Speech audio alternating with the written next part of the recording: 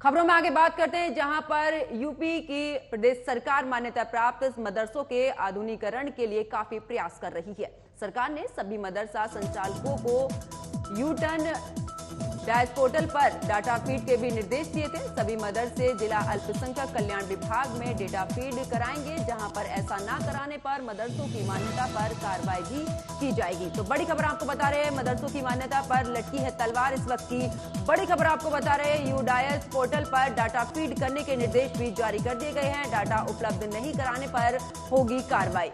तो बड़ी खबर, जहां पर अब मदरसों को लेकर यूपी सरकार की तरफ से एक बड़ी कार्रवाई, मदरसों की मान्यता पर लटकी है इस दौरान सरकार की तलवार।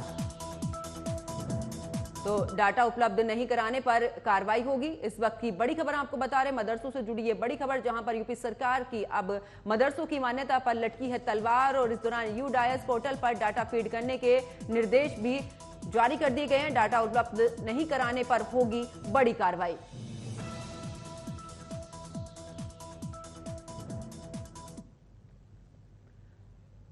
और इसी खबर पर ज्यादा जानकारी के साथ हमारे ब्यूरो चीफ हमारे साथ में जुड़ चुके हैं। और जिस तरीके से ये खबर सामने आई है मदरसों को लेकर, रामानुज, तमाम तरीके के जो कयास थे, पहले भी ये था कि जो अवैध मदरसे थे उन पर कार्रवाई की गई थी और अब एक बार फिर से सरकार की तरफ से फिर तलवार लटकाई जा रही है। क्या कुछ खास अपडेट? देखिए पंकज, ये बताए कि जिस तरीके से उत्तर प्रदेश के अंदर लगातार जो है मदरसों के ऊपर जो है जांच जो है वो लगातार हो रही है, और ऐसे में अगर बात की जाए कि पिछले दिनों जिस तरीके से जांच हुई उसमें तमाम जो रिपोर्ट आई है उसमें साफ हो गया कि मदरसों के अंदर जो है जो मान्यता प्राप्त मदरसे उनकी भी जांच हुई, जो गैर मान्यता प्राप्त मदरसे उनकी भी जांच हुई, और अब कहीं ना कहीं वो मदरसे जिनको जो है समय दिया गया था ताकि वो अपना डाटा फीड करा सके, अब उनके ऊपर भी कार्रवाई हो सकती है, यानी कि उनकी मान्यता के ऊपर भी जो है कार्रवाई कर सकता है अल्पसंख्यक कल्याण मंत्रालय। और ऐसे में अगर बात की जाए कि उन मदरसों में फंडिंग कहाँ से आ रही थी, कितने स्टूडेंट हैं, कितने जो छात्र वहां पढ़ रहे हैं और कौन कौन से जो कक्षा में है, उन सभी की जानकारी जो है देनी थी। लेकिन अभी तक जो है प्रबंधन कहाँ से चल रहा है, कहाँ से जो है ज़कात का पैसा आ रहा है, तो कितना आ रहा है, ये सारी चीजें जो है जानकारी फीड करानी थी। लेकिन कई मदरसे ऐसे हैं जिन्होंने अभी तक जो है फीडिंग नहीं कराई है, जिसके पर माना जा रहा है कि जो है अल्पसंख्यक कल्याण विभाग जो है इस डाटा फीडिंग में लगातार देरी या कोताही बरतने वाले जितने भी मदरसे हैं उनके ऊपर कार्रवाई हो सकती है। और ऐसे में जो है अभी तक जिन मदरसों को बोला गया था, सभी जो मान्यता प्राप्त मदरसे थे उन्होंने से कुछ ही लोगों ने जो है अपनी डिटेल फीड कराई है, लेकिन बड़े पैमाने पर वो मदरसे हैं जिन्होंने जानकारी देने में असमर्थता जताई है, यानी कि डाटा फीड करने में भी दिक्कतें हुई हैं। और छात्रों का डाटा जब फीड नहीं होगा तो जाहिर सी बात है अल्पसंख्यक कल्याण विभाग की तरफ से छात्रवृत्ति जाती है, इसके साथ साथ जो अध्यापकों की वहां पर जो है मौलाना जो मौलवी हैं उनकी जो तनख्वाह जाती है, तो उनको कामिल के, तो ये सारी चीजें कहीं ना कहीं अधर में रह जाएंगी। और ये जानते हैं कि गलत डाटा फीड होगा तो जाहिर सी बात है कार्रवाई होगी। बिल्कुल रामानुज, क्या इस दौरान कोई डेडलाइन ऐसी थी जिसको लेकर सरकार की तरफ से डेडलाइन दी गई थी कि इस दौरान अगर डेटा नहीं अगर दिया जाएगा तो इस दौरान बड़ी कार्रवाई होगी? देखिए जाहिर सी बात है, डाटा वो पेश नहीं कराया गया है तो बड़ी कार्रवाई, यानी कि सबसे बड़ी कार्रवाई मदरसों के लिए है कि उनकी मान्यता रद्द कर दी जाए। और ऐसे में अगर जिन्होंने फीडिंग नहीं कराई है तो उनकी मान्यता जो है रद्द की जा सकती है। और इसी को लेकर जो है मदरसे जो है अल्पसंख्यक कल्याण जो विभाग है वो लगातार कोशिश कर रहा था कि मदरसे अपने डाटा को फीड कर दे, छात्रों की कितनी संख्या है, कौन कौन सी क्लास में पढ़ रहे हैं, ये सारी जानकारी फीड कराने के बाद ही जो है मदरसे आगे संचालित होंगे। लेकिन वो मान्यता प्राप्त मदरसे भी जो है वो कहीं ना कहीं फीडिंग कराने में दिक्कत कर रहे हैं, जिसके चलते माना जा रहा है कि उनकी मान्यता जो है रद्द की जा सकती है। जी अब बिल्कुल रामानुज, जो मान्यता प्राप्त मदरसे हैं, क्या उनका जो फंडिंग है उस मामले को लेकर भी क्या कुछ डेटा तैयार करने की बात कही गई थी? क्योंकि फंडिंग का मामला सबसे बड़ा मुद्दा उठा था इस दौरान। सभी मदरसों से जो है जानकारी ली गई थी और उसमें सबसे ज्यादा जो मदरसे थे उसमें जो बॉर्डर एरिया है नेपाल और भारत का, उस क्षेत्र मदरसे हैं, चाहे सिद्धार्थनगर की बात की जाए, चाहे महाराजगंज की बात की जाए, चाहे जो है बहराइच की बात की जाए, लखीमपुर की बात की जाए, तो ये मदरसे इस क्षेत्र के अंदर जो है उन मदरसों में एक संशय था कि उन मदरसों के पास रहने वाले लोग इतने सक्षम नहीं है कि वो ज़कात दे सकें उतनी संख्या में, जितनी संख्या में उनको फंड मिल रहा था। तो ऐसे में वो फीडिंग मांगी जा रही है, और जिन लोगों ने फीडिंग नहीं दर्ज कराई तो जाहिर सी बात है उनके ऊपर जो मान्यता प्राप्त मदरसे उनके ऊपर भी कार्रवाई होगी। जो गैर मान्यता प्राप्त मदरसे थे उनको पहले ही जो है सरकार ने ये अल्टीमेटम दे दिया था कि उन मदरसों को बंद कर दिया जाएगा, या फिर वो अपने नियम के अनुसार जाकर जो है मान्यता कराएं। और इसके साथ ही जो बच्चे उसमें से पढ़ रहे थे उनको दूसरे मान्यता प्राप्त मदरसों में शिफ्ट करने की भी बात चल रही है। और ऐसे में कहीं ना कहीं प्रभावी तरीके से जो है विभागीय मंत्री ने इस पर काम किया है। जी चलिए, बहुत बहुत शुक्रिया रामानुज भट्ट इस खबर पर जुड़ने के लिए, विस्तार पूर्वक जानकारी देने के लिए।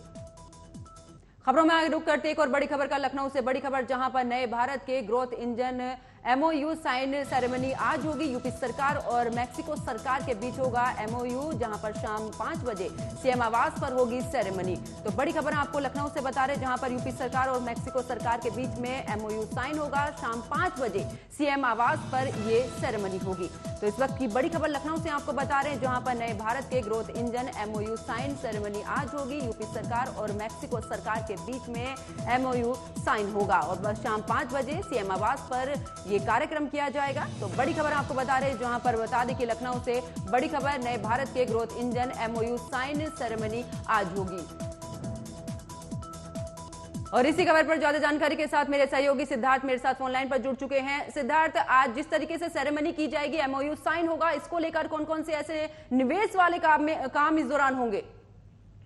देखिए, कहीं ना कहीं ये सेरेमनी जो यूपी की अर्थव्यवस्था उसको लेकर भी काफी लाभदायक होगी और कहीं ना कहीं रोजगार के सृजन होंगे और प्रौद्योगिकी के क्षेत्र में और अर्थव्यवस्था के क्षेत्र में कहीं ना कहीं काफी बदलाव दिखेंगे। और ज्यादा से ज्यादा जब इस तरीके से जो MOU साइन होते हैं तो कहीं ना कहीं रोजगार का भी सृजन होता है और नए नए रोजगार आते हैं। जब नई नई कंपनियां आती हैं तो निवेश होता है। लेकिन सबसे महत्वपूर्ण चीज मैक्सिको, इसके पहले भी मैक्सिको के साथ कई समझौते हुए हैं और उसके बाद कहीं ना कहीं फिर अब नए जो ये समझौते हो रहे हैं, ये नए समझौते हैं। और सबसे महत्वपूर्ण चीज प्रौद्योगिकी के क्षेत्र में, विज्ञान के क्षेत्र में और रोजगार के क्षेत्र में, रोजगार के सृजन के क्षेत्र में कहीं ना कहीं ये काफी आज महत्वपूर्ण दिन है यूपी के लिए और ये एक महत्वपूर्ण आज सेरेमनी है। जी, कौन कौन इस दौरान मौजूद रहेगा इस सेरेमनी में? देखिए, आपको बता दें, जो मैक्सिको से उनका प्रतिनिधिमंडल है वो मौजूद रहेगा, CM मौजूद रहेंगे और डिप्टी CM मौजूद रहेंगे और जो IS हैं, जो उच्च अधिकारी हैं वो मौजूद रहेंगे। तो कहीं ना कहीं आज महत्वपूर्ण यूपी के लिए देखिए सबसे महत्वपूर्ण चीज है अर्थव्यवस्था में कहीं ना कहीं सबसे कर रही है सरकार ने ये लगातार ये कोशिश कर रही है कि बाहरी निवेश आए और जिस तरीके से माहौल बना है कानून व्यवस्था में, इसको जो बाहर देश के प्रतिनिधि आते हैं वो हमेशा ये कहते हैं कि कानून व्यवस्था सुधार हो, चाहे प्रादेशिक मंच रहा हो चाहे देश के मंच रहा हो, सरकार ये कहती है अब यूपी में निवेश आता है और कहीं ना कहीं जिस तरीके से लगातार निवेश आ रहा है और निवेश देखने को मिलता है और जमीनी स्तर पर भी निवेश दिख रहा है। छोटे छोटे जिलों में इसका काफी असर दिख रहा है। 1 डिस्ट्रिक्ट 1 प्रोडक्ट की बात कर लें तो कहीं ना कहीं काफी महत्वपूर्ण है। और आज जो जिस तरीके से साइन होगी MOU, तो ये भी काफी महत्वपूर्ण है यूपी के लिए। बिल्कुल सिद्धार्थ, लगातार देखा है कि CM योगी आदित्यनाथ निवेश को लेकर लगातार इस तरीके की सेरेमनी करते रहते हैं और आज जिस तरीके से एक बार फिर से मैक्सिको के साथ में MOU साइन होने जा रहा है, इसको लेकर कौन कौन सी ऐसी कंपनीज आ सकती हैं भारत में जहां पर निवेश के बड़े फायदे भारत को मिलेंगे और खास करके उत्तर प्रदेश को? देखिए, आपको बता दें, उत्तर प्रदेश की बात करें, खास करके जैसे विज्ञान की बात करें, सूचना प्रौद्योगिकी की बात करें तो कहीं काफी सुधार होगा। जैसे और जो उनकी विदेशी कंपनियां उनका कहीं ना कहीं शेयर लगेंगे और जो यूपी जो भारत की कंपनियां उनके साथ मिलकर ये काम करेंगी और काफी अपनी जो उनकी टेक्नोलॉजी है उसको कहीं ना कहीं शेयर करेंगी। तो जब टेक्नोलॉजी शेयर होगी और टेक्नोलॉजी जब उच्च स्तर की होगी तो काफी सुधार देखने को मिलेगा और इसका फायदा मिलेगा। और जब तकनीक आपकी अच्छी होगी तो कम खर्च में जो चीजें आप बनाना चाहेंगे वो बनेंगी और वो सस्ते दामों में भी जनता को मिलेगी। काफी उच्च तकनीक है मैक्सिको के पास, इसको सरकार जानती है। तो कहीं ना कहीं काफी महत्वपूर्ण दिन है आज यूपी के लिए। जी चलिए, बहुत बहुत शुक्रिया सिद्धार्थ इस खबर पर जुड़ने के लिए, विस्तार पूर्वक जानकारी देने के लिए। खबरों में आगे बात करते हैं, जहां पर जम्मू कश्मीर के कुलगाम में एनकाउंटर हुआ है। बड़ी खबर आपको बता रहे हैं इस दौरान, बड़ी खबर जम्मू कश्मीर से आपकी टीवी स्क्रीन पर। आतंकियों से एनकाउंटर में 3 जवान शहीद हुए हैं। जवानों से 4 AK-47 राइफल लेकर भागे हैं आतंकी। आतंकियों को पकड़ने के लिए सर्च ऑपरेशन भी जारी है। तो बड़ी खबर आपको बता रहे हैं, जहां पर जवानों से 4 AK-47 राइफल जो है वो लेकर आतंकी भागे हैं। आतंकियों को पकड़ने के लिए जवानों की तरफ से लगातार सर्च ऑपरेशन वहां पर जारी है। जम्मू कश्मीर से बड़ी खबर आपको बता रहे हैं, जहां पर आपको बता दें कि जम्मू कश्मीर के कुलगांव में एनकाउंटर हुआ है और इस दौरान एनकाउंटर के दौरान आपको ये भी जानकारी दे रहे हैं कि आतंकियों से एनकाउंटर में 3 जवान शहीद हुए हैं और जवानों से 4 AK-47 राइफल लेकर आतंकी भाग निकले हैं। वहीं आतंकियों को पकड़ने के लिए जवानों की तरफ से सर्च ऑपरेशन भी जारी है। तो बड़ी खबर जम्मू कश्मीर से आपको बता रहे हैं, जहां पर आपको बता दें कि जम्मू कश्मीर के कुलगांव में एनकाउंटर हुआ है और इस दौरान इस एनकाउंटर के दौरान आतंकियों से एनकाउंटर में इस दौरान 3 जवान जो हैं वो शहीद हो चुके हैं। जवानों से 4 AK-47 जो राइफल है उसको लेकर आतंकी भाग गए हैं। रुक करते एक और बड़ी खबर का लखनऊ से बड़ी खबर सामने आ रही, जहां पर 7 अगस्त से चलेगा सघन मिशन इंद्रधनुष 5.0 अभियान। इस वक्त की बड़ी खबर, 5 साल के बच्चों और गर्भवती महिलाओं का होगा टीकाकरण। सघन मिशन इंद्रधनुष अभियान IMI 3 चरणों में चलेगा, जहां पर पहले चरण में 7 से 12 अगस्त तक और दूसरा चरण 11 सितंबर से 16 सितंबर तक चलेगा, जबकि तीसरा चरण 9 से 14 अक्टूबर तक ये चलेगा। तो बड़ी खबर लखनऊ से आपको बता रहे हैं, जहां पर 3 चरणों में ये जो अभियान है वो संचालित किया जाएगा। पहले चरण में 7 से 12 अगस्त तक ये अभियान चलेगा। उसके बाद दूसरे चरण की अगर बात की जाए तो पहले चरण के पूरे होने के बाद लगातार 2 चरणों में यह अभियान चलेगा, यानी कि 5 साल के बच्चों और गर्भवती महिलाओं का इस अभियान के तहत टीकाकरण किया जाएगा। सघन मिशन इंद्रधनुष अभियान IMI 3 चरणों में होगा। पहले चरण में 7 से 12 अगस्त तक चलेगा, जबकि दूसरे चरण की बात की जाए तो 11 सितंबर से 16 सितंबर तक दूसरे चरण के अनुसार यह अभियान चलेगा, जबकि तीसरा चरण 9 से 14 अक्टूबर तक चलेगा। पहले चरण में 7 से 12 अगस्त तक पहला चरण होगा। और मेरे साथ फिलहाल खबरों में इतना ही। आप देखते रहिए न्यूज वॉच इंडिया। नमस्कार।